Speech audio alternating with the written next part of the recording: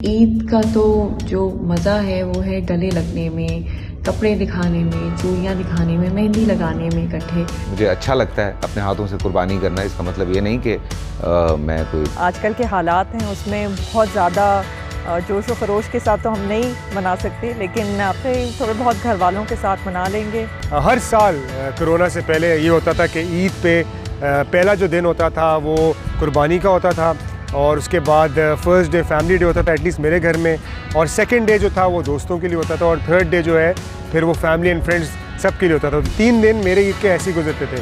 पहले हम लोग घर पे रखते थे, लेकिन जब मेरी छोटी बहन है वो बहुत ज़्यादा अटैच हो जाती है जानवरों से, तो अब हम लोगों ने पिछले कोई 3 साल से बाबा जो है वो ऑफिस के पास ही एक जगह है उधर बंधवा देते हैं। तो एक हम लोग बकरा करते हैं, मेरे ख्याल से इस बार अब्बू ने 2 बकरे लिए हैं। हम उस तरह जिस तरह पहले हम बकरे ढूंढते थे, लेके आते थे, उनको खिलाते पिलाते थे, घुमाते थे, उसके बाद कुर्बान करते थे, वो नहीं कर सकेंगे अब हम।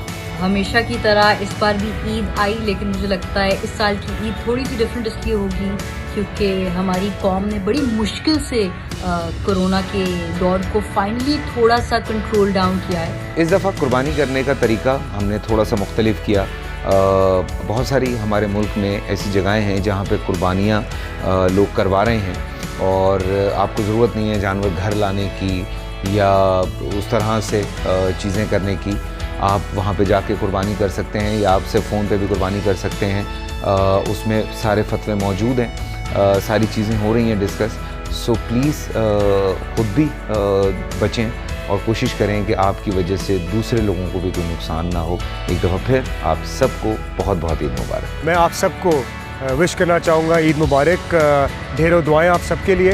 सबको मेरी तरफ से बहुत बहुत ईद उल अज़हा मुबारक हो। मेरी तरफ से आप सबको ईद उल अज़हा की खुशियाँ बहुत बहुत मुबारक हो।